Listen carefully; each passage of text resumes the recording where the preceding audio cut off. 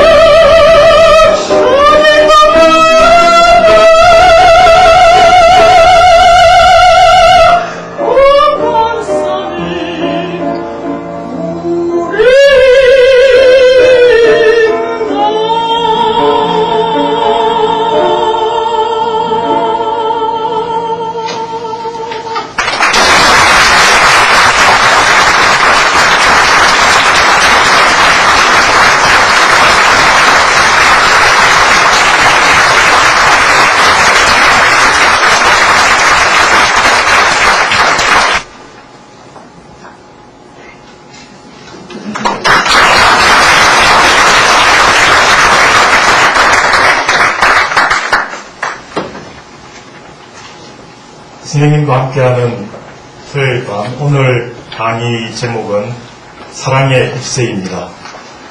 사랑이라는 말을 들으면 먼저 언제나 푸근한 마음이 들고 다른 사람과 함께 나누고 통합되어 있다는 그런 생각이 듭니다.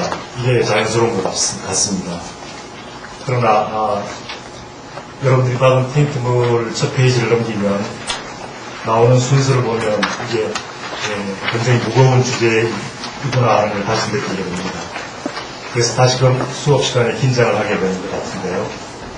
모르긴 해도 선생님께서도 이것을 준비하시면서 많은 시간도 보내시고 고심을 하신 게 아닌가 생각도 듭니다만, 어쨌건 인류에 있어서 누구에게나 언제나 영원히 중요한 주제라고 말할 수 있는 사랑에 대해서 우리가 존경하는 선생님의 강의를 지금부터 듣도록 하겠습니다.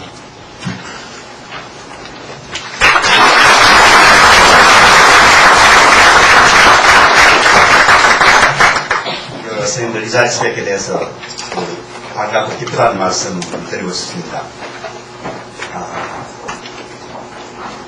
특히 오늘 사회 맡아주신 최신한 교수님 멀리서 오셔서 감사하고, 송구스럽게도 우리 원장님도 우정연 여기 나와 계시고 사모님까지 오셔서 쑥스럽게 이 짝이 없는데 좀 나가주시면 좋겠습니다. 더 반가운 것은 멀리 뉴욕에 계시는 딕비 선생님 4분. 대부분 선생님들 기억 잘 못하실지 모르겠습니다만, 딕비 선생님께서는 우리 학교하고 오랜 동안 자매결을 맺고 있는 롱아일랜드 대학교 영문학 교수신데, 뉴욕에 가 있는 우리 유학생들, 계명대학교 학생들을 마치 정말 친자식처럼 돌봐주신 학교로서는 너무나 감사한 그런 분이십니다. 이제 은퇴를 앞두시면서 학교 방문하셨습니다. 4분인데, 2분 되시는 선생님은 화가시고, 딕비 선생님은 영문학자십니다. 잠깐 일어서셔서 저희들 인사 받아주시면 감사하겠습니다.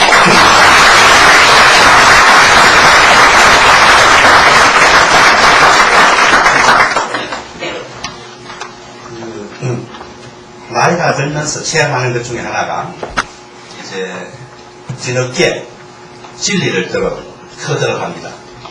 진리를 터득하는데, 어떤 때는 조용히 오는 그런 인식의 진리도 있고, 그 대부분 경우에 갑자기 와서 뒤통수 치는 그런 진리를 체험을 하게 되거든요.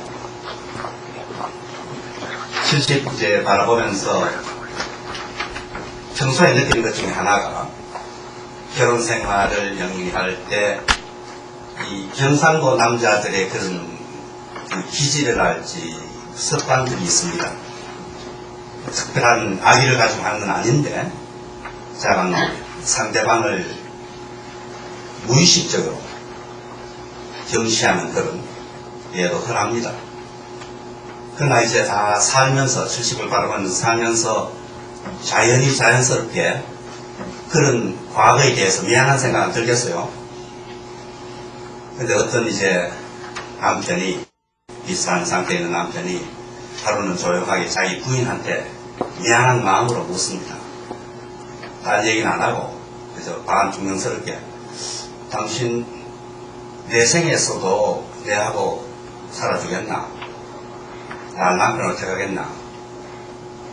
이렇게 조심스럽게, 그러나 중명스럽게 물으니까 부인이 1초 여유도 없이 물론 그러지. 남편은 완전히 이제 안심을 하는 거죠. 역시 내 아내구나. 역시 나를 알아주구나. 아무리 그래도 내 아내만큼 나를 알아준다. 참 고맙고. 그래서 좀 더 듣고 싶었어요. 내가 그래도 뭘 좀 잘한 것이 있는 모양이다 하고. 그래, 왜 내하고 다시 살라 그러는데? 왜 나를 다시 남편으로 데리고 살라 그러는데? 물으니까 역시 또 1초의 여유가 없이, 뭐 그놈이 그놈이고 그놈이 그놈인데 아까 봐야 뭐 별 수 있겠나? 그나마도 평생 길들이 놓는 조각 낫겠나? 그런 이제 그 뒤통수 치는 진리를 체험하기도 하고요. 또 오늘 나중에 읽으실 혹은 보실 T.S. 엘리엇 시에도 나옵니다만 어린아이들, 청소년들로부터 진리를 터득하는 경우가 참 많습니다. 무의식적으로 내뱉는 그런 말, 그런 모습에서 우리가 진리를 보게 되는데, 실제로 우리 여기 아카데미아 후마나하고 관계되는 일입니다. 여기 앉아 계시는 허모 교수님 따님의 이야기인데, 엄마가 늘 아카데미아 후마나 하니까 이게 뭔지는 모르겠고, 자기하고 시간 보내야 되는데 오늘 또 거기 간다고 나오고 이러니까 그 딸이 하고 싶었던 질문은, 엄마 오늘도 아카데미아 후마나 이걸 하고 싶었는데, 묻고 싶었는데 나온 말은, 엄마 오늘도 아카데미아 허무하나? 우리 아카데미아 허무하나가 이렇게 또 모여서 사랑의 이야기를 하게 되는데, 이 정말 참 곤란합니다. 이 사랑이라는 것은 전 평소에 생각에 늘 느끼는 것이 뭐 말로 정의하고 이런 건 아니라고 생각했거든요. 그런데 일부에서는 5월이 어린이의 달이고 어버이, 어머니의 달이고 서성의 달이고 또 이런 모든 공통분모가 사랑인데 5월은 사랑에 대해서 얘기해야 된다. 그래서 그럼 하자 하고 잡은 제목이 사랑의 입새입니다. 그러니까 사랑의 입새는 사랑의 본질, 즉 사랑이라는 것이 무엇이냐, 사랑의 현상에 대해서 해석학적인 분해나 통합, 또 미분 접근법적인 접근에서 시도할 것이 아니고, 또한 슬프고 아름다운 영혼들의 정열과 고통을 정리한다는 것은 더더구나 아닙니다. 다만 사랑이라는 둥치에서 솟아나는 여러 입새, 그 가운데 몇 개의 입새를 부분적으로 조명해 보겠다는 것, 즉 사랑의 역사, 그 자기 얘기하는 사랑의 역사를 부분적으로 조명해 보겠다는 그런 뜻에서 이런 제목을 하겠습니다. 사랑이라는 것은 구체적으로 우리가 해부할 수는 없어도 자유나 정의나 희생이나 이런 것과 같이 인류의 성장과 함께 서서히 형성된 이념의 일종이지 싶어요. 그러나 단순한 가치를 가진 이념이 아니고 목숨하고도 바꿀 수 있는 그런 이념. 또한 공산주의니 나치즘이니 하니까 같이 한 것과 같이 특정 개인이 임의로 조작해 놓은, 만들어 놓은 그런 이념이 아니고 인류의 역사와 함께 인간의 존재와 연결되어 가지고 생성된, 어떻게 말하면 실존적 이념입니다. 매우 중요한, 우리에게 없어서는 안 될 그런 이념이라고 생각합니다. 진화론적인 학설에 따르면 우리의 지구가 한 45, 6억 전에 생성되었고 한 20억 년 전에 암수를 구분하는 성을 발명을 한 모양입니다. 발견했는지 발견을 했는지. 그러고 나서 오늘 우리가 호모사피엔스, 호모사피엔스 현대 사피엔스로 살고 있는데, 호모사피엔스 역사는 그저 한 10만 년 정도. 그 가운데 6천년, 7천년 전에 사람이 혹은 인간이 문자를 만들어가지고 자기의 생각과 행위를 기록하게 되는 그런 과거를 우리가 가지고 있습니다.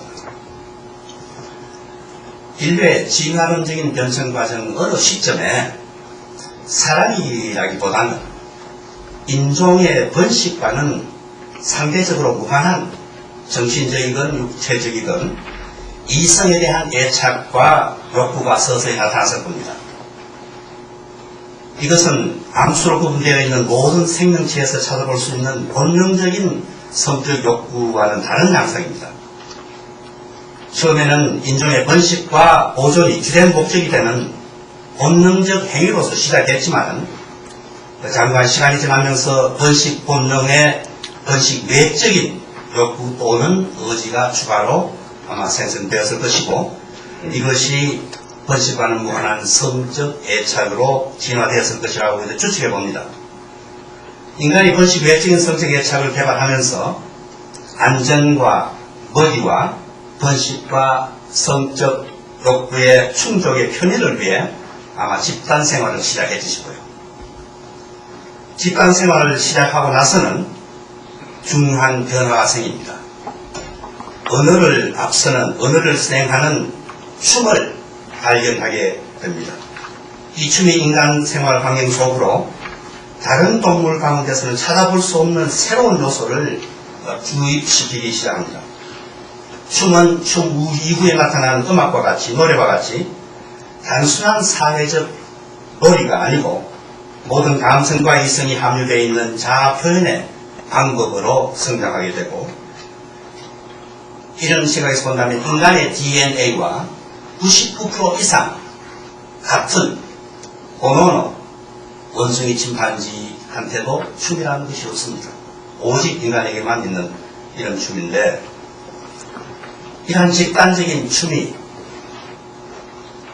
성공적인 사냥이나 수확을 축하하기 위한 것이든, 맹수나 적을 파멸시킨 승리를 위한 것이든, 비를 기원하면서 드리는 기우제 성격의 반종교적 예식이든, 종족의 번식을 기원하는 반상징적 의미를 가진 것이든 간에 그 춤의 절정은, 밤새도 춤추고 난 새벽에 달할 수 있는 그 춤의 절정은 아마도 동물 외적인 찬란 상태로 발전하고 끝에는 성적 광란으로 변했을 것입니다. 2400여 년 전에 플레이토 혹은 플라톤이 그 대화 페드로스나 심포지움 같은 데서 그보다 훨씬 더 오래된 원시적 인류사회를 염두에 두면서 인간의 정신을 악성책으로 전염시키는 정신착란적인 열풍 혹은 광란에 대해서 언급합니다. 이러한 정신착란적인 광란은 사람의 영혼이나 정신으로부터 오는 것이 아니고 하늘의 영감에 의해서 나타나는 현상이고, 이 현상이 사람을 정상적인 감각으로부터 마비시키고 분리시켜서 황홀지경으로 몰아넣는다고 합니다.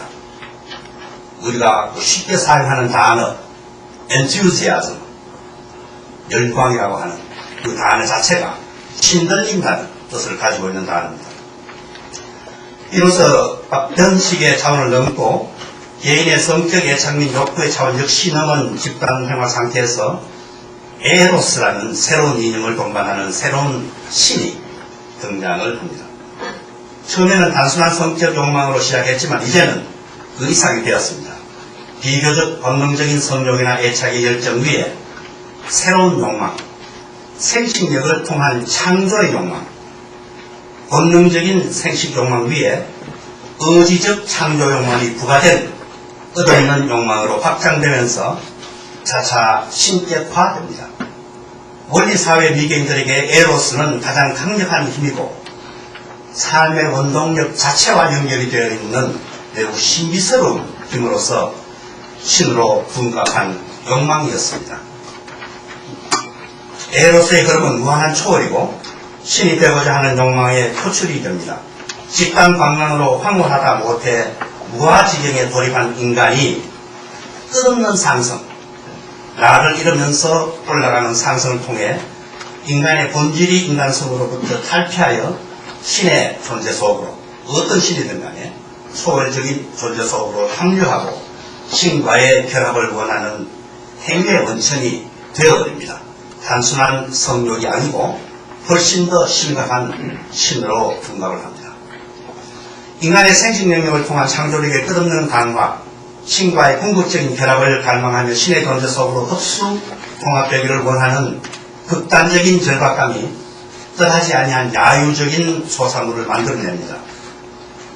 무아지경에서의 절대적인 결합은 현 인간 존재의 고통을 느끼며 살아가는 인간 생명체의 다양성을 완전히 부인합니다. 그뿐만 아니고 인간의 삶 자체로부터 절대적인 도피를 의미합니다. 나를 잃어버리고 나를 망각한 상태에서 상승하면서 인간 조건을 무시하고 인간 조건을 탈피하려는 이러한 행위이기 때문에 신에로서는 성적 생식 능력을 숭배함과 동시에 인간의 삶 자체를 제한된 피창조물의 상태에서 무한히 성격시키고자 하지만 결국 인간 조건의 참비가 나를 없애고 다른 인간을 없애는 인간 조건의 부종으로 귀착시키는 이 야유적인 오류를 범합니다. 이러한 에로스, 정열적인 성욕, 미개인들의 이교도적인 사랑이 자아 초월 본능을 자아 파괴 본능으로, 에로스가 타나토스로 연결되는 현상을 가져오고 그러한 본능 자체를 죽음을 동경하는 본능 자체를 이상화하기 시작하는 것도 선사시대에 일어난 일이랍니다. 여기에 에로스의 성적 관망과 자아 초월의 본능을 부인하는 새로운 사랑의 가치가 등장합니다. 성 요한의 복음의 성육신의 신앙입니다. 말씀이 세상 속에서의 세상을 창조하는 말씀의 성육신. 그 귀하게는 말씀이 육신이 되어 우리 가운데 거하시되라는 복음의 뜻이 우리가 이야기하는 성육신입니다. 성육신의 의미는 기독교의 핵심 개념이 되고 아가페라는 에로스와 또 다른 사랑의 초석이 됩니다. 모든 자연 종교는 궁극적으로 인간 존재를 성화시키고자 제한된 생을 정신착란이든 무아의 경지든 광란 등을 통해 초월하려는 경향이 강합니다. 인간의 욕망이 에로스에 의해 무한으로 성화된다는 것은 결국 육신의 부정 및 죽음을 통한 인간의 심대고화를 뜻하는데 인간 조건의 승리와 영광을 탈육신을 통한 초월의로의 흡수를 통해 설계하려고 했던 것이 성요한 이전의 모든 종교와 또 집단 생활하는 이계인들의 야만인들의 생각이었습니다. 이런 각도에서 본 요한의 성육신은 말씀이라는 초월적 정신이 구체적인 생명체, 즉 예수에서 내재적 육신으로 나타나는 일입니다. 영혼이 육신이 되는 그 일. 정화된 영혼이 물리적 세상 속으로 진입해서 육신화되는 일이고 이것은 세상을 도피나 탈현실의 욕망으로부터 안정시키는 일이 됩니다. 이것은 인간의 무한한 성화와 탈육신의 욕망이 궁극적으로 선택하는 길, 즉 죽음에 이르는 자아망각, 자아상실, 자아파괴 등 모든 가치에서 인간의 탈육신적인 자아신격화를 성취할 수 있다는 결론에서 오는 죽음으로부터 또 죽음에 대한 동경으로부터 인간을 보호하는 일이 됩니다. 그러나 이 성육신, 무한한 영혼의 힘을 제한된 육신에 부여한다는 성육신의 본질은 제한과 무한을 이 세상 속에서는 연결시킬 수 없다는 인간 논리를 부정하는 일이 되고 또 그 논리에 대한 어떻게 보면 모독적인 도전이 되고 현실의 무한한 성화나 영혼의 속세 탈출을 갈망하는 자연종교나 기타 종교에 대한 부인이 되어버립니다. 에로스는 창조물 인간을 스스로의 욕망의 무한한 상승을 위해 죽도록 불타는 장작으로 전락 혹은 역구불만의 성적 땔감으로 타락시키지만 성육신의 신앙과 함께 새로 등장한 아가페는 무한이 아닌 지금 여기를 중시하고 인간을 욕망의 도구로서가 아닌 자아 발산과 성장의 인격체로 인정하고 스스로의 변화와 선택을 통해 유일 존재 속으로의 흡수를 지향하게 만듭니다. 아가페는 무화경이나 자아도취 중에 하나님 속으로의 융합이 아니고 현실과 현재, 자아의식과 개성 속에서의 순종을 통한 자아변질 사랑이 됩니다. 사랑에 대한 사랑 역시 자아만족이나 자아환희, 자아참회 도구로서 사람 사랑, 이웃 사랑이 아니고 이웃에 대한 구체적인 현실 인정, 이웃의 고민과 소망 모두 인지하는 이웃의 존재 인정으로부터 시작합니다. 근거는 하나님이 먼저 인간을 사랑하고 그 사랑은 영원히 빛을 지향하는 무한한 정리가 아니라 지금 여기서 하나님께 순종하는 것이라는 예를 보여준 데 있습니다. 하나님이 보여준 하나님에 대한 인간 사랑의 최고의 예는 우리가 단테 마지막 칸토에서 본 성 메리의 이야기입니다. 메리에 있습니다. 처녀의 의지가 하나님의 뜻에 순종하지만 처녀 자신의 존재적 자유와 인간성 본성을 상실하지 않습니다. 성육신의 교리에 근거해서 성처녀, 성모의 육신적인 개별성과 영혼의 영원성을 이율 배반적인 개념같이 들리지만 성육신의 개념 속에서는 이 두 가지를 동시에 인식하게 됩니다.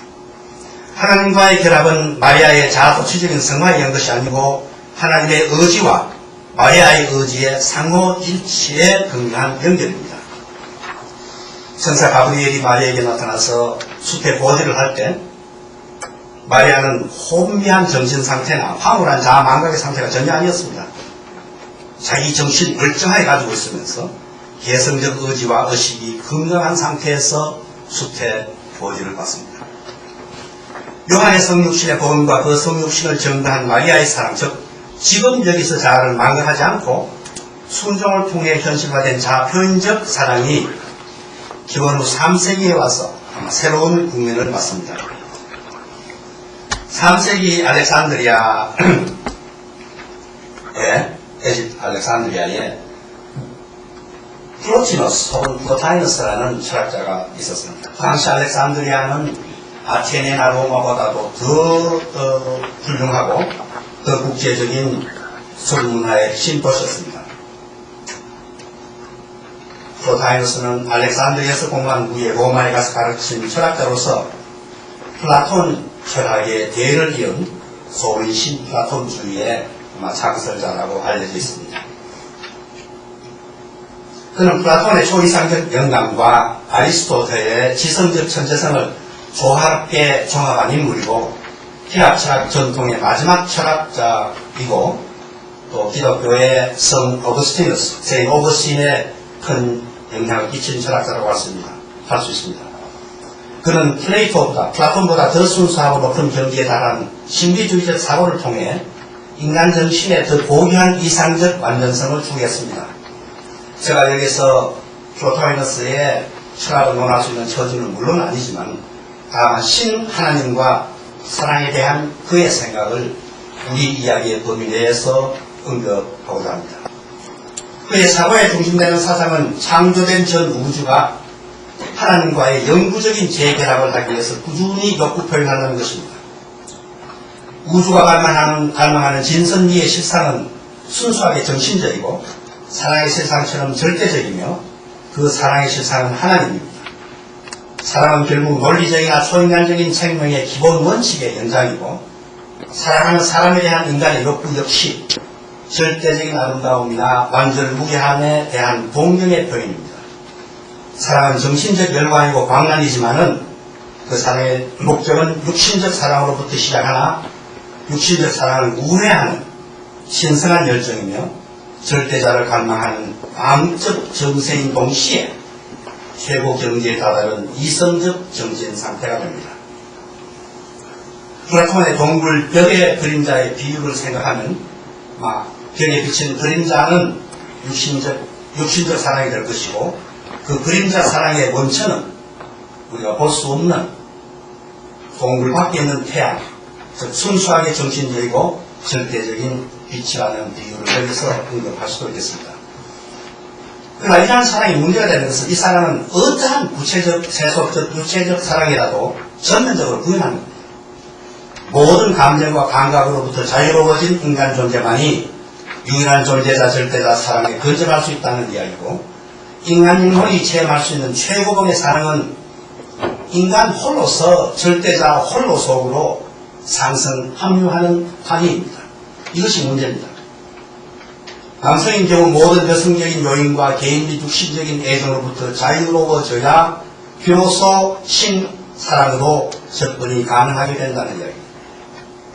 남성 인간의 가장 숭고한 정신적 체험에는 인간 여성이 이제 더 이상 존재하지 않게 되고 물론 여성에게도 같은 결과가 나타납니다.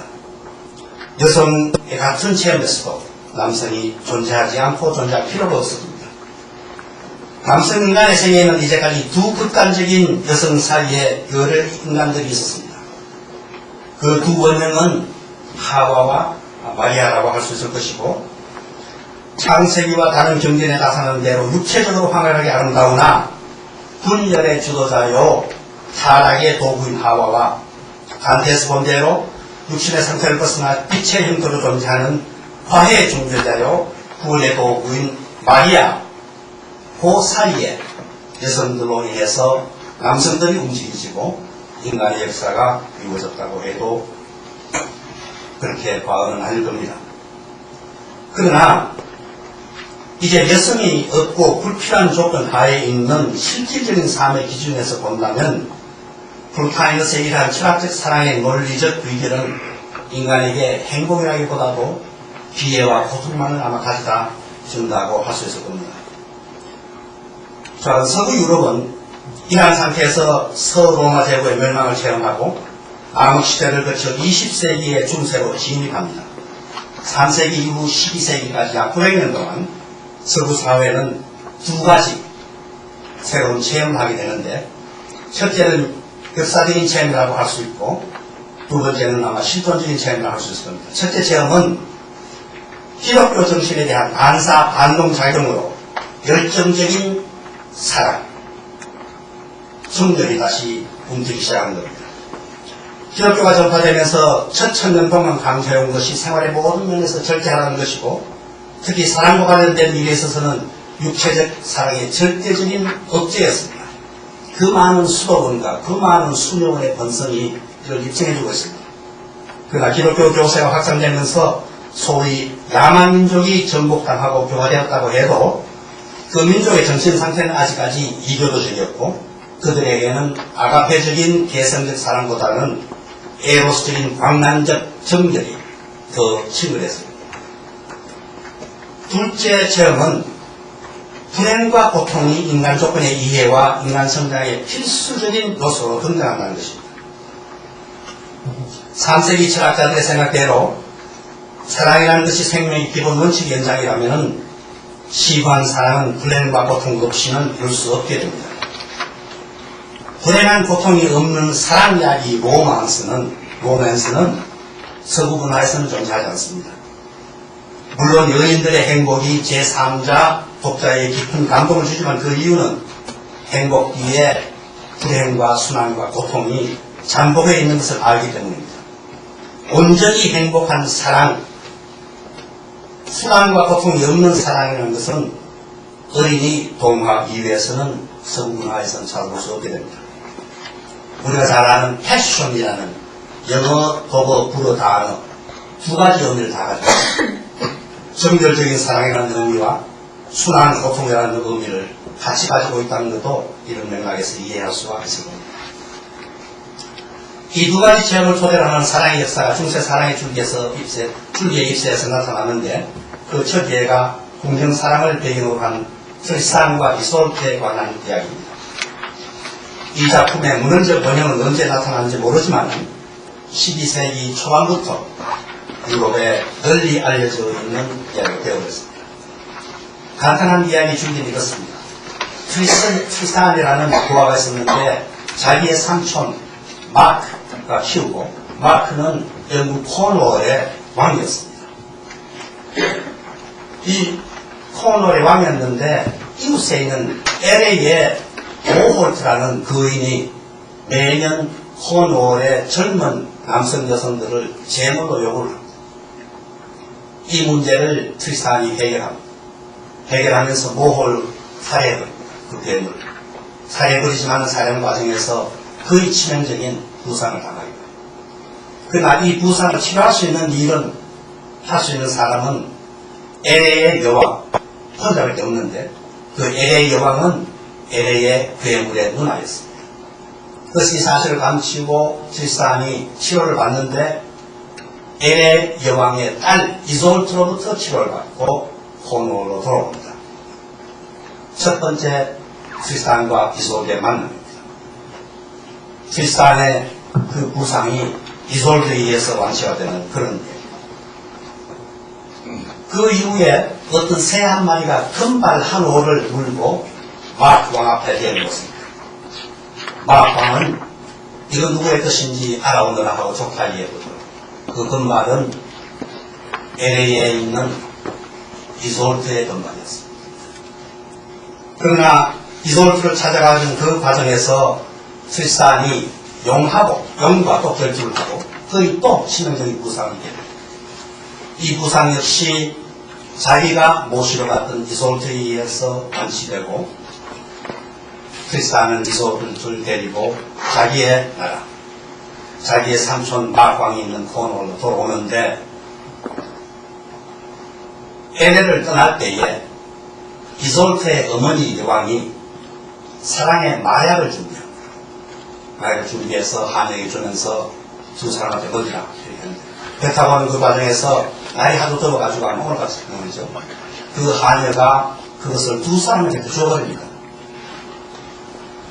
이솔트하고 막 왕을 위해서 준비한 그 사랑의 마약을 하인이 잘못 알고 이솔트하고 트리스탄한테 주어버립니다. 남편이 될 막 왕의 조카한테 주어버린다는 게 그런 이야기죠.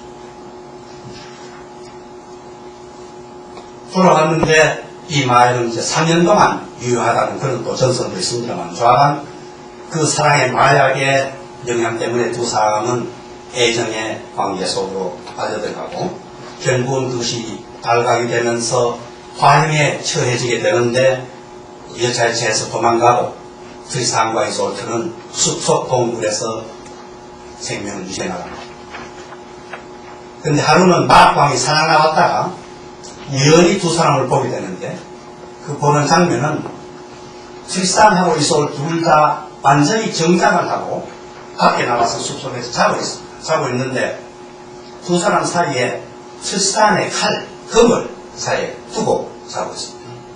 그것을 본 마왕이 두 사람의 순결을 의미하구나 그렇게 얘기를 하고 트리스탄의 검을 치우고 자기의 칼을 그 사이에 두 사람의 순결을 의미한다는 그 칼을 두고 두 사람을 용서해 줍니다.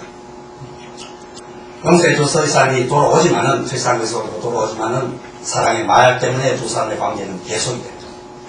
계속되는 그 과정에서 트리스탄은 기사이기 때문에 여러 가지의 고통과 순환을 요구하는 모험을 계속해야 됩니다. 하는 과정에 또 큰 부상을 입게 되는데 이번 부상 역시 이솔트만이 치료할 수 있습니다. 그러니까 이솔트의 어머니가 엘의 여왕이었고 그 여왕만이 치료할 수 있던 그 능력을 딸이 받아가지고 이제는 이솔트만이 치료할 수 있는데 그 사이에 트리스탄은 제2의 이솔트와 결혼합니다. 결혼한 후에 이런 부상을 입고 트리스탄은 첫 번째 이솔트를 모셔와서 치료를 받기를 원합니다. 그대로 옵니다. 오면서 부탁했던 것은 안 올지 모르는데 첫 번째 이솔트를 모시고 오는 경우에는 배에 흰 깃발을 세우다. 못 오는 경우에는 검은 깃발을 세우다. 근데 배를 타고 오는데 흰 깃발을 세우고 정박하기 전에 두 번째 이솔트가 트리스탄한테 이야기하기를 거짓말하면서 검은 깃발을 세우고 들어옵니다.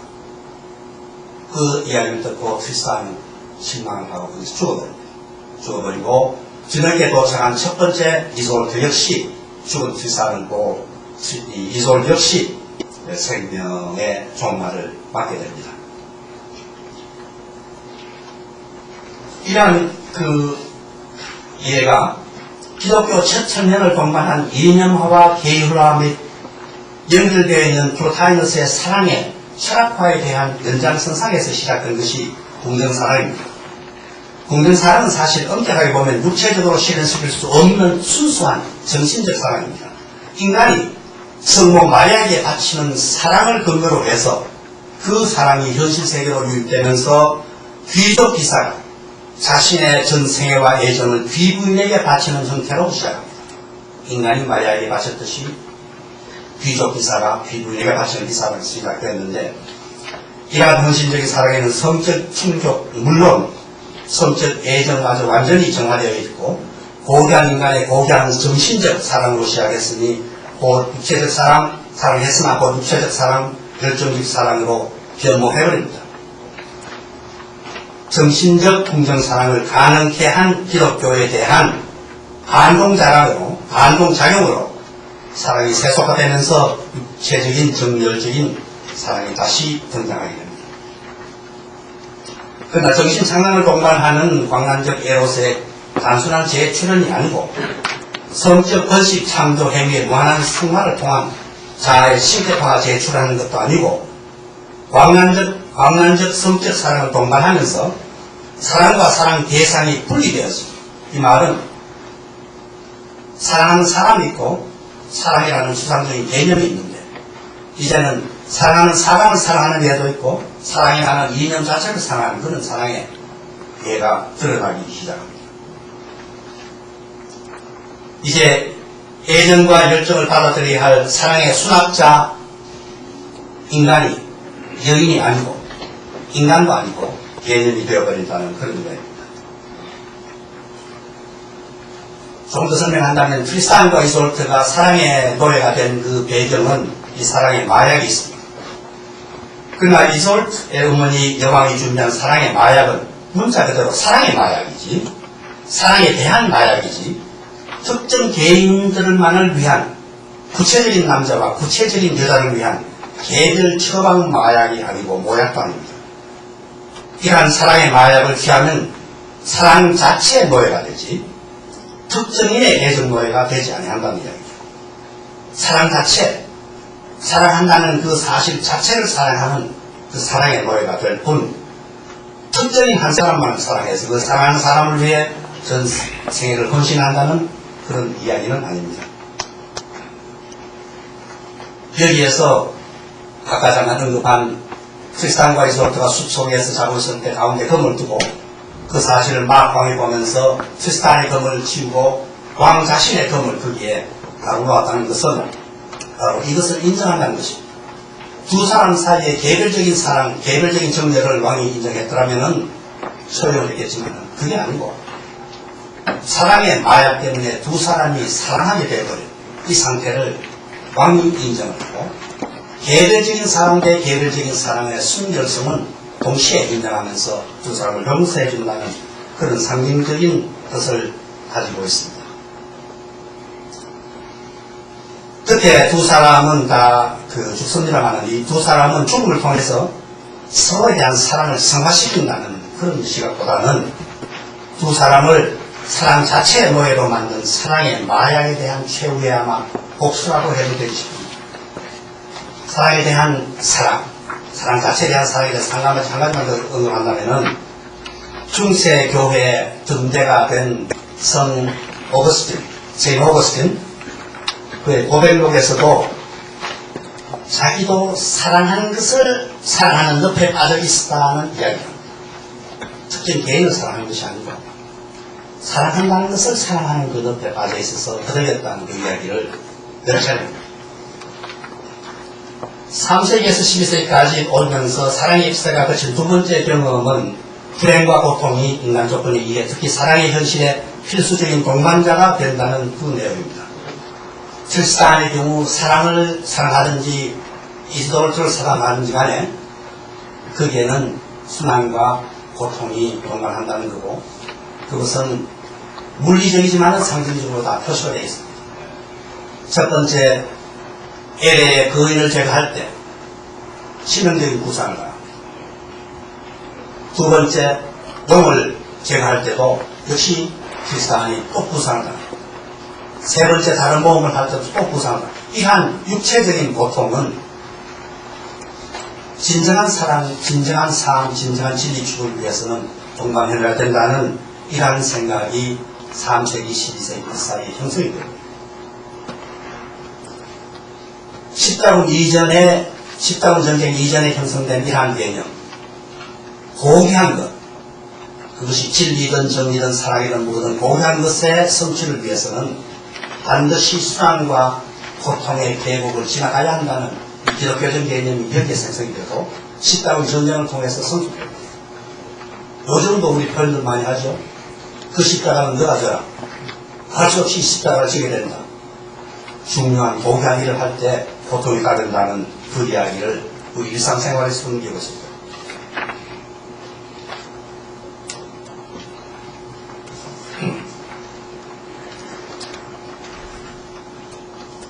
중세 줄기의 공명 사랑의 입세가 이와 같이 세이변하고 사랑을 타락하여 사랑의 상대를 정렬적인 성적 도구로 만들 뿐만 아니고 사랑 자체에 대한 집념, 사랑하는 의식 및 행위 자체를 사랑하는 변조에서까지 등장합니다.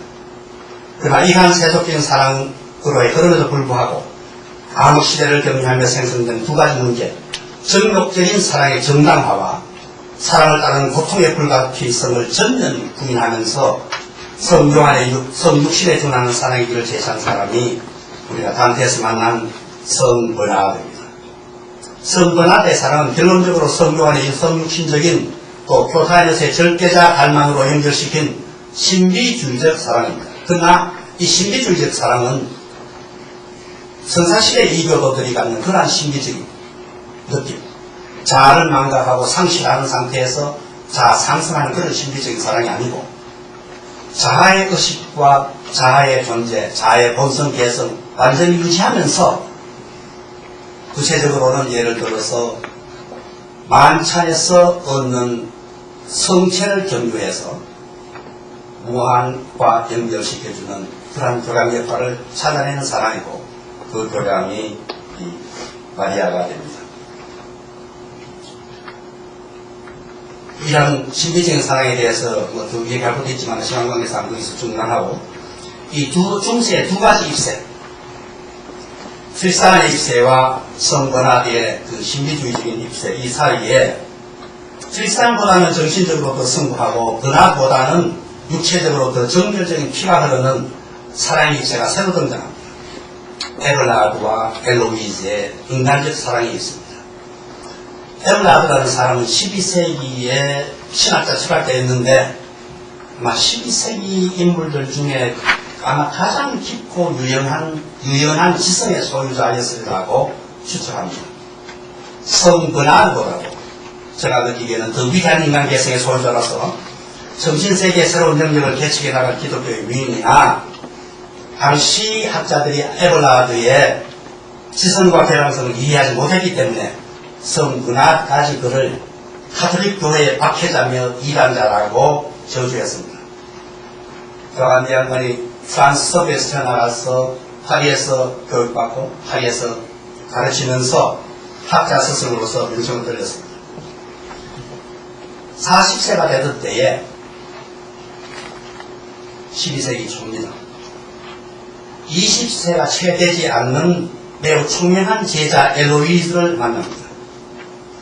엘로이즈는 노틀담 성당의 신부가 자기의 삼촌이었고 그 신부 후배라는 신부가 엘로이즈를 돌봐주고 있었는데 에블라드의 정신적인 그 능력 또 신학자로서의 가능성을 이 삼촌이 인지를 하고 자기의 진료를 스승 에블라드에게 맡긴 거죠. 그러나 불행인지 에블라드는 엘로이즈의 지성과 아름다움에 매료되었고 나중에 회복한 것 같이 나는 그녀를 열렬한 사랑의 관계 속으로 끌어들이는 것을 꿈꿔왔었고 결국 우리는 사랑의 모든 과정과 모든 단계를 다 체험하게 되었다라고 기록하고 있습니다. 그 결과 엘로이즈는 아들을 출산하게 되고 삼촌의 분노를 무마하기 위해서 두 사람은 결혼합니다. 엘로이즈는 처음에 결혼을 반대했습니다. 결혼하게 되면은 학자로서의 자기 남편 에블라드는 끝이라는 것을 본능적으로 알았기 때문에 반대했으나마 결국 하게 됩니다. 하게 됐지만은 더 비극적인 것은 두 사람이 결혼했음에도 불구하고 노틀담 성당의 신부 엘로이즈의 삼촌은 분노를 사귀지 못하고 어느 날 주변의 깡패들 동원해서 에블라드를 거세해버립니다. 에블라드는 그 수치와 모독을 감추기 위해서 사막으로 도피해버렸으나 제자들이 계속 따라와서 이제는 속세를 떠나서 순수한 학자로서 우리 제자를 키워달라고 요청하게 되고 그 일을 계속합니다. 비록 자리에서 떠났지만은 엘로이즈는 자기 남편 에블라드를 남편 연인으로 생각하고 모든 욕망과 창의와 사모를 그치지 않습니다. 또한 에블라드의 말 하나하나 다 순종하게 됩니다. 엘로이즈는 에블라드의 요청에 따라서 수녀가 되었으며 자신의 지식계의 총명함과 또 성실함 덕분에 오래지 않은 큰 수녀원의 원장이 되었습니다. 그러나 에블라드에게 보낸 엘로이즈의 편지를 보면 그 수녀 생활이 중세 수녀 생활이 얼마나 고되고 죽음에 이르는 참회보다도 더 가혹했다는 것을 알 수 있는데도 불구하고 끝까지 엘로이즈는 수녀 생활을 이겨냈고 수녀 원장이 되었습니다. 유일한 이유는 신앙심이 아니고 에블라드의 말 한마디였습니다. 수녀가 되는 그 말 한마디에 되었습니다. 에블라드가 안 할 말로 목숨을 끊어라 하면은 엘로이즈는 목숨까지 버렸습니다. 엘로이즈에게 이제 당신은 주님의 신부가 되었으니 과거의 죄를 속죄하고 하나님의 은총 속에서 기도와 순종 생활에 집중하라고 하지만은 엘로이즈의 마음은 변하지 않습니다. 영원한 스승으로서 에블라드가 제자 엘로이즈에게 전한 마지막 교훈은 나 에블라드가 죽은 후에 나의 시신을 당신 엘로이즈에게 보낼 터이니 나의 죽어서 썩어가는 시체를 보고 육신의 사랑이 무엇이며 얼마나 흠모한가를 깨달을 수 있기를 되기를 바란다 하는 그 말이 있습니다. 엘로이즈도 그 스승의 그 제자답게 내 사랑은 인간적 사랑이라도 그 사랑은 영구불변합니다 라고 하고 에블라드에 대한 사랑으로서 수녀생활과 다른 모든 고통을 다 받아들였지 내가 하나님에 대한 사랑으로서 한 일은 하나도 없습니다. 수녀 원장이에요. 에블라드가 그것에 되었을 때나 63세로 생을 마감한 에블라드의 시신이 수녀원에 도착되었을 때나 그 후 21년을 더 혼자 살면서 그 기간 동안 엘로이즈의 사랑은 불변했습니다. 엘로이즈 역시 63세로 생을 마치고 엘로이즈의 소원대로 에블라드와 합장하기 위해 에블라드의 관을 열고 엘로이즈를 그 옆에 눕혔을 때 정설에 의하면은 스승 연인 남편 에블라드가 팔을 들어 제자 연인 아내 엘로이즈를 껴안았다고 합니다.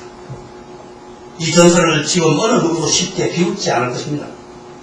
에블라드와 엘로이즈의 사랑의 입새가 오늘까지 가장 순수하고 고귀한 인간적 사랑의 한계로 남아 있습니다. 그 이유는 아마 그 사랑이 열리와 정열과 순결을 지니고 있을 뿐만 아니고 자거부, 자극복, 자사랑까지 다 포함하고 있기 때문일 것입니다. 중세가 우리에게 물려준 사랑의 세 번째 입새, 인간적 사랑의 입새에 대해서 한 가지만 매우 조심스럽고 불안하고 또 불필요하게 추리해 봅니다. 배경 이야기로는 남자, 아담, 남자는 우리의 남대로 흘려서 바로 육신이 되었습니다. 아담이라는 이름 자체도 아다마라는 단어, 붉은 흙이라는 뜻을 가지고 있는 아다마에서 아담이 왔습니다. 여자는 그렇지만 흙이 육신으로 한 번 생화된 후에 더 높은 차원의 육신으로 태어났습니다. 즉 여자는 이미 육신으로 되어 있는 남자 몸 갈비에서 한 번 더 높게 업그레이드, 요즘 K역합니까? 육신으로서 태어났습니다. 따라서 남자는 여자보다 더 자연스럽고 본능적이고 원초적으로 육신의 아름다움을 인지하지만 그 단계에 머무지 않습니다. 인지하고 나서는 스스로의 상승을 위해 천재적 지성의 아름다움을 체험하고 마지막으로 영혼의 아름다움의 단계로 탐구받습니다. 따라서 육신의 아름다움을 성적인 사랑으로 표현하는 과정에서 그 정결을 일련의 필요 불가결하고 긴급까지 한 본능적 욕구의 표현으로 이해하고 그 다음 단계로 넘어가서 지적 탐구와 영혼의 구원을 갈망하는 것 같습니다. 그러나 여자는 첫째 단계 육신의 아름다움, 이미 정화되어 있는 남자 육신의 3단계 높은 차원으로 재창조된 육신의 고차원적인 아름다움에 머물면서 나머지 두 단계, 정신적이고 영혼적인 단계는 실질적으로 체험하지 않으면서도 본능적으로 직관적으로 이해를 통해서 체험하는 것 같습니다. 따라서 여자의 사랑 속에서 성적인 정열은 성적인 사랑으로 남아있지 않고 그 이상으로 확대되어 여인의 생 자체에 중심 초석이 되는 것 같습니다.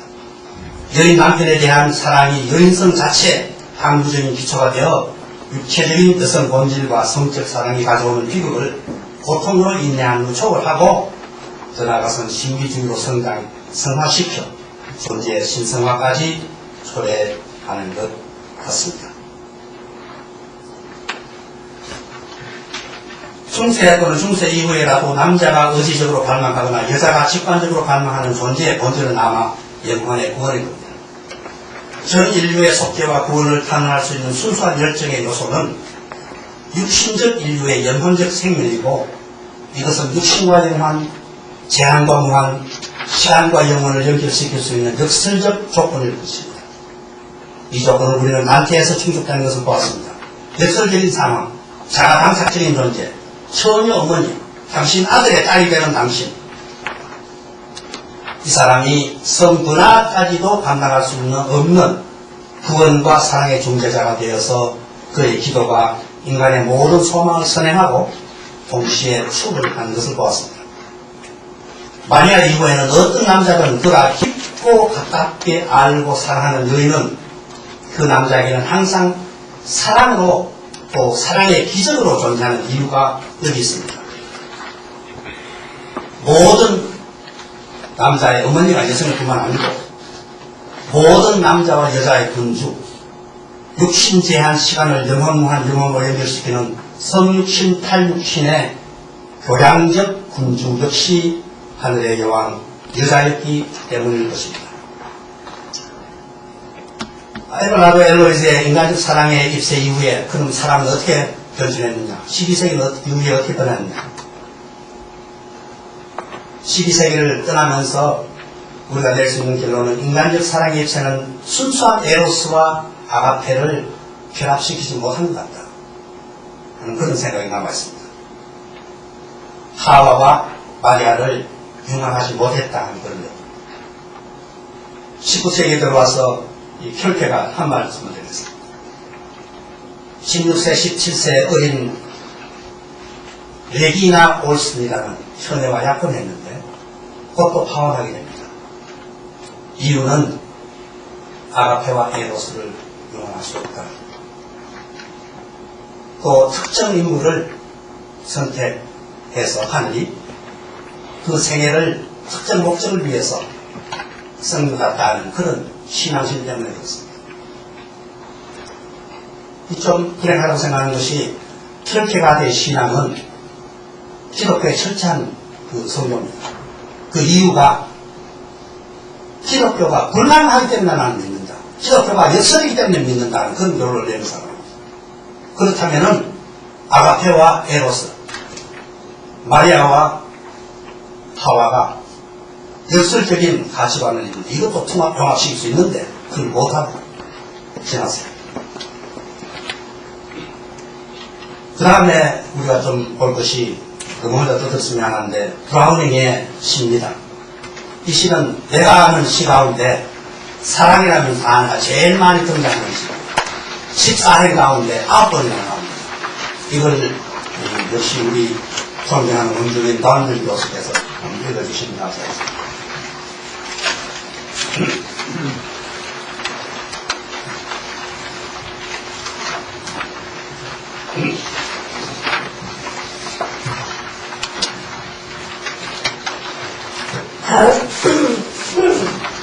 Sorry, I have a cold.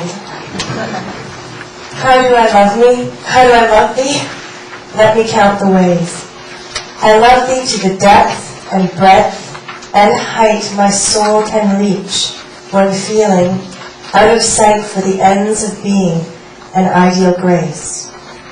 I love thee to the level of every day's most quiet need, by sun and candlelight. I love thee freely, as men strive for right. I love thee purely, as they turn from praise. I love thee with the passion put to use in my old griefs and with my childhood's faith. I love thee with a love I seem to lose with my lost saints. I love thee with the breath, smiles, and tears of all my life. And if God choose, I shall but love thee better after death. 고맙습니다.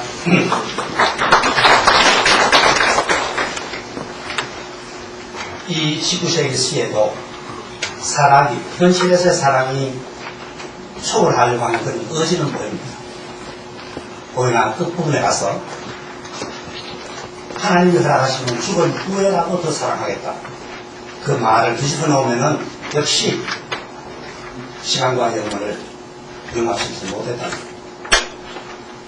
마리아에게 드리는 사랑하고 하와에게 바치는 사랑하고 결합을 모시겠다는 그런 이야기입니다. 이 10분에서 인문학자들에게 물어보시면 될 거고 또 빨리 진행하기 위해서 예이츠로 넘어가겠습니다. 예이츠의 시 역시 12행인데 사랑이라는 단어가 6번 나옵니다. 필시 교수님, 부탁드리겠습니다.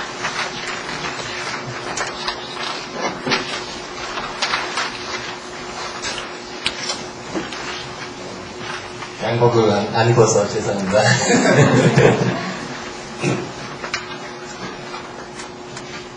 When you are old and grey and full of sleep and nodding by the fire, take down this book and slowly read and dream of the soft look your eyes had once and of their shadows deep. How many loved your moments of glad grace and loved your beauty with love false or true? But one man loved the pilgrim soul in you and loved the sorrows of your changing face. And bending down beside the glowing bars, murmur a little sadly how love fled, and paced upon the mountains overhead, and hid his face amid a crowd of stars. 감사합니다. 예이츠는 우리가 지난번에 한번 만났는데 정말 아름다운 시인입니다. 이 시에서도 순례자의 정신, 그러니까 개척하고자 하는 그 정신, 이 사랑에서 저 사랑으로, 이 제안에서 저 무한으로 연결시키려고 하는 의지는 있는데 결론 역시 앞에 우리가 본 브라운의 시, 다른 바가 없는 불가능하다는 그런 존재. 사랑이 사라져버리고 별들 속에 숨어버립니다. 별들 속에 숨었다고 하더라도 그 별과 교류가 가능하면은 이성과 저성의 사랑으로 통한 연결이 가능하겠지만 이제 그게 아니고 아직까지도 12세기가 풀지 못한 문제를 두고 풀고 있다는 그런 이야기입니다. 그 다음에 우리 생각해 볼 것은 이제 그 아미레지 20세기에 들어옵니다. 너무나 잘 아시는 조금 그게 주인공 제롬하고 알리사. 알리사의 경우에 제롬의 사랑을 못 받았죠. 왜? 자기 종교 때문에, 자기 신앙 때문에, 자기 기독교 때문에. 작가 자신도 그의 일기에서 인간은 행복하기 위해서 태어난 것이 아니고 거룩하기 위해서 태어났다. 행복과 거룩함을 여기 모시는 거죠. 그런 20세기. 마지막으로 엘리엇. 좀 길어서 읽어주니까 부탁 말씀 못 드리겠습니다. 여기에 어렴풋하게 희망을 제시합니다. 이 시는 1940년 초반에, 그러니까 2차 대전이 한참 벌어질 때 엘리엇이 쓰시고, 따라서 여기에 등장하는 불의 첫 번째 상징적인 요인은 아마 전쟁일 겁니다. 그 시점에 전쟁과 장미가, 그러니까 전쟁과 사랑이 일치할 것이다. 그렇게 얘기하지만은 우리가 관심 있는 분야, 불꽃과 장미, 정밀의 불꽃, 하와의 불꽃과 자비의 장미, 마리아의 장미가 합쳐지는 그 순간이 올 것이고, 그때는 모든 것이 다 잘 될 거다 하면서 14세기 신비주의자의 글을 인용해서 주셨습니다. C.S. 엘리엇이 제시하는 그 방향은 우리가 알고 있는 방향입니다. 우리가 가야 할 목적입니다. 불과 장미가 합쳐지는 그곳, 정열과 헌신이 일치되는 그곳, 재앙과 무한이 서로 겹치는 그곳에 우리가 가야 되는데 언제 갈지 모르지만은 지금 21세기에 들어왔으니까 한 500년 지나면서 인간이 또 다른 사랑의 입체를 만들어가지고 이제는 고통도 없고 갈등도 없으면서 하늘과 땅을 연결하는, 마리아와 하와를 연결하는 그런 사랑의 비법을 만들어낼 수 있게 되기를 바라면서 지구하고 장황한 이야기를 오늘따라 더 길어졌습니다만 죄송한 마음으로 마칩니다. 감사합니다.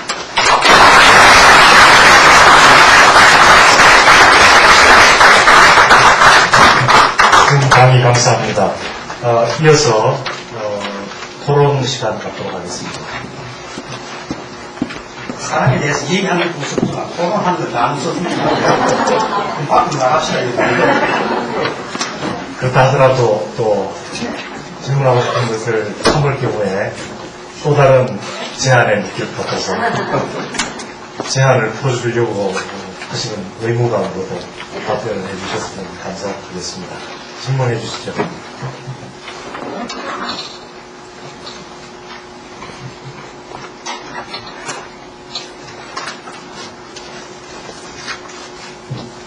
예.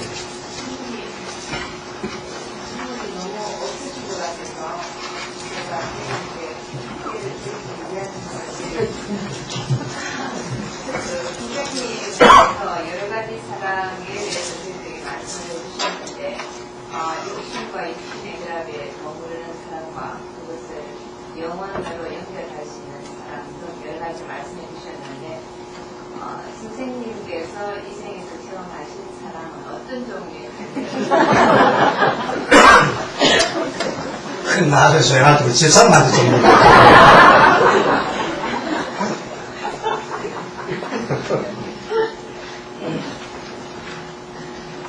다른 질문 없죠?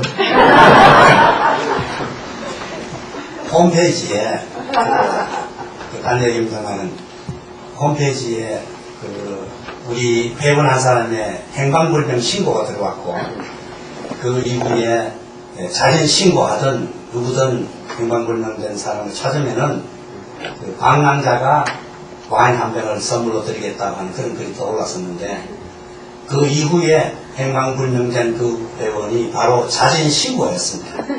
그래서 방랑자가 저에게 홈페이지에 언급한 그대로 와인을 전달해달라는 부탁을 받고 제가 이 자리에서 하겠습니다. 우리 권 팬티 선생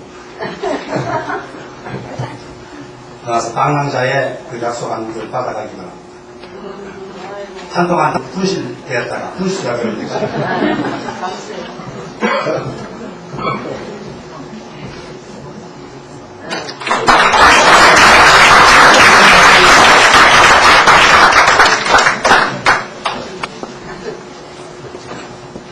네, 다른 질문 좀 해주시죠. 역사를 다 관통한 그런 사랑에 관한 압축이라고도 말할 수가 있고, 선생님 여러 번에 걸쳐서 사랑의 현상에 대해서 입세를 말씀하실 수 있다고 했지만 실은 본질을 다 다루는 것이 아닌가 그런 생각도 드는데, 그렇기 때문에 더 많은 질문이 가능하리라고 생각이 됩니다. 철학자 앞에서 수박 거달기지만 철학 얘기를 제가 정말 부끄럽습니다만 피할 수 없이 그렇게 된 점농했죠.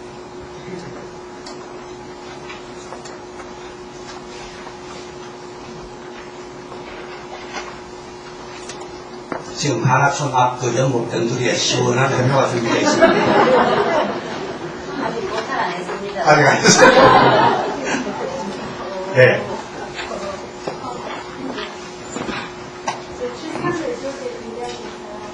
사랑의 요약이 나오는 그건 혹시 이 사람들한테 어떤 도덕적인 정당성을 주기 위해서 만들어지는데 도덕적인 정당성을 주기 위해서 결코 아닙니다. 결코 아니야만 작가가 혹은 구두로 전달된 그 로맨스의 기본 생각 중에 하나는 사랑이 엮이고지에 나가면서 사랑하는 사람에 대한 사랑, 이제까지 여기에 집중했었는데 이제는 그게 아니고 이념적으로 이미 그 전에 언급했지만 사랑한다는 그 자체를 살아요. 성 오거스틴 이야기했습니다. 그 컨페션에서 I loved to love 그 말을 했습니다. 누구를 사랑하는 게 아니고 사랑하는 것을 정말 사랑했다. 그거에 이제 방탕의 길로 들어가게 하는 첫 원인이래요. 그래서 당위성을 입증하려고 혹은 언급하려고 쓴 작품은 아니실 거예요. 그 반대로 이러한 사랑의 변질이 있었다. 그 이후에 무슨 문화 같이 완전히 신비주의적인 사랑으로 돌아오고 또 인간적인 사랑까지 만들어내는 그 경험이 우리가 체험했습니다. 세상과 이소를 된 그 사랑이 어떤 의미로서나 모형이 되거나 혹은 중세 사랑에 폐기된다고는 볼 수 없습니다. 처음 전제를 했듯이 행복한 사람이 있겠죠. 행복한 사람은 분명히 있습니다. 중세든 요새든 있지만은 행복한 사랑은 로맨스라는 시나 뭐 연극이나 소설의 주제가 될 수가 없습니다. 흥미가 없어진 겁니다. 행복이 살살없다. 동화죠. 그러나 이러한 굴곡을 통해서 사랑의 개념, 사랑의 이념이 변천하고 성장한다는 그 각도에서 보는 것이 아마 더 건전하죠.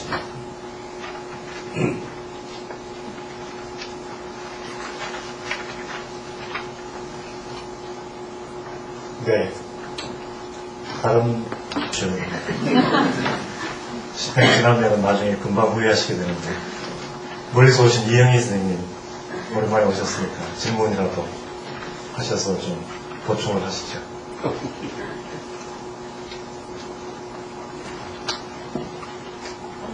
사람의 전체적인 사랑에 대해서 에로스 얘기를 하시면서 에로스는 육체의 지향이 되는데 선생님께서 아까 신으로 어떻게 연결시켰는데 그때 제가 다른 생각을 좀 하고 있었어요. 에로스가 처음 시작은 아마 육체적인 애착으로 육체적인 욕구로 시작을 하는 것은 분명할 겁니다. 그러나 그것이 거기에서 그치지 않고 춤이라는 그런 매개체를 통해서 집단 광란적인 집단 창란 정책을 일으킨 것은 우리가 생각할 수 있습니다. 집단이 아니더라도 한 사람만이라도 무당 춤추면 신들리죠. 나라는 것이 없어집니다. 신들린다는 것은 자아 상실이고 자아 망각이고 동시에 자아가 자아보다 더 큰 것에 연결된다는 얘기예요. 그러니까 선생님 그때 신기억하라 그때 신이 기독교 신이 아닌 물론 우리가 접신한다고 할 예. 때 무한지경이 모르겠습니다. 단순한 육체적 애정을 넘어선 어떤 이념이 되어버려요.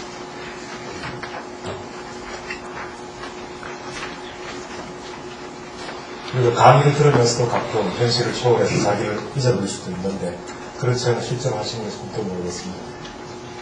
그래서 최미자님, 아까 처음 말씀드린 대로 고등학생 이야기 아카데미아 근무하나 그것이 오늘의 답이지.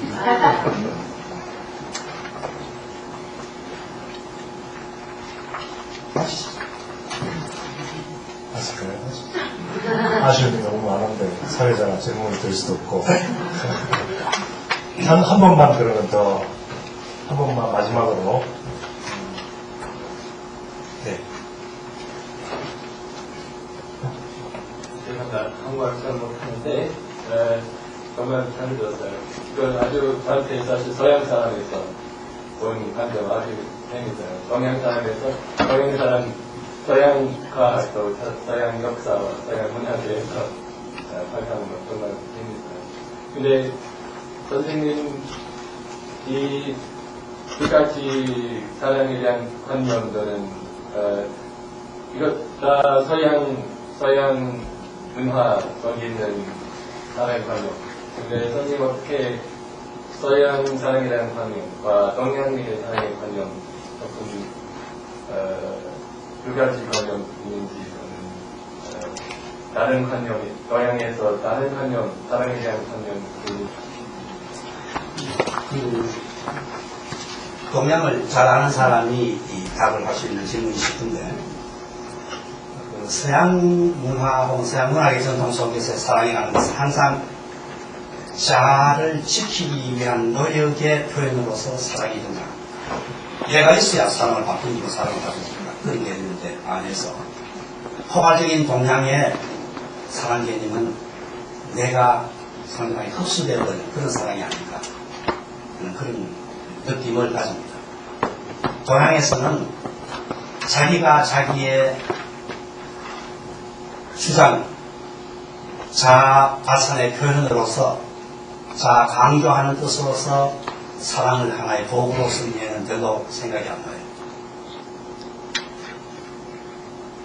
순종이지만은 그래서 인내가 그저 그 최고의 자아 주장. 물론 그게 상당한 자중이 될 수 있습니다. 우리 충남같이 강한 자중이 될 수 있지만은 그러한 사랑을 서구의 여성들이 체험했더라면은 다른 길을 택했을 겁니다. 자중의 극단적인 표현, 장엄한 죽음을 택하는 그런 표현들 썼을 겁니다. 그러니까 동양에서는 그런 것이 아니고 순응한다는 뜻에서 인내하는 그 사랑의 모습이 더 강하지 않나 싶어요. 그 한국학 연구원에서 연구에서 발표해 주시면 좋겠네요. 네, 여러분들이 하실 말씀이 많으리라고 생각합니다만 지금 더 이상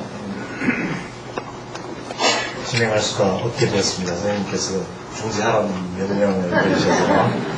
그러나 다음 시간, 자유로운 시간에 대화의 시간이 열려 있으니까 그 시간을 여러분들이 충분히 활용해 주기를 바랍니다.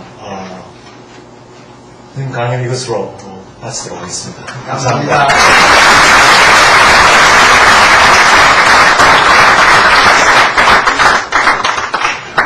사랑에 대해서 정말 깊이 있는 강의를 듣게 됐고 또 이 좋은 계절에 정신세계에 대해서 생각해 볼 수 있는 좋은 시간이었습니다.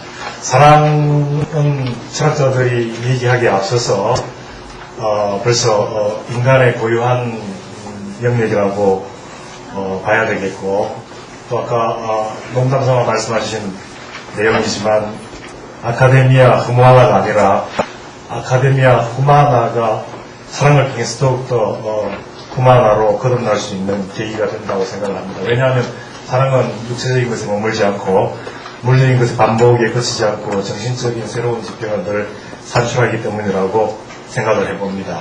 또 하나 선생님 아까 많이 강조하신 저로서는 그렇게 더 강조하신 것으로 느꼈습니다만 요한으로부터 들어온 성육신의 사랑, 아가페의 사랑, 그리고 마지막에 강조하신 아가페의 사랑과 에로스의 통합, 혹은 마리아와 하와의 통합, 무한과 유한의 통합, 이런 차원이 이 모임을 통해서 앞으로 계속해서 더 열려지고 모두가 깊은 정신세계를 체험하는, 그래서 더욱더 새로운 후마나의 모습이 산출되는 계기가 되기를 바라겠습니다.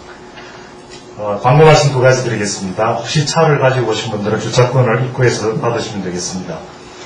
말씀드린 것처럼 이 모임이 끝난 뒤에 하나촌 앞에서 간단한 저녁 식사를 갖겠습니다. 여기에는 또 익명의 스폰서가 계신다고 합니다. 그러니까 모두들 참석하셔서 좋은 시간 나누시기를 부탁드립니다. 그리고 또 하나 말씀은 지난번 4월 산행에서 베스트 드레스로 뽑히신 3분, 전정희 사모님, 이원주 사모님, 이희숙 사모님께서 또 다른 것을 준비해 주셔서 우리들 2차 모임을 풍성하게 해주셨습니다. 감사합니다. 이것으로 오늘 모임을 모두 마치도록 하겠습니다.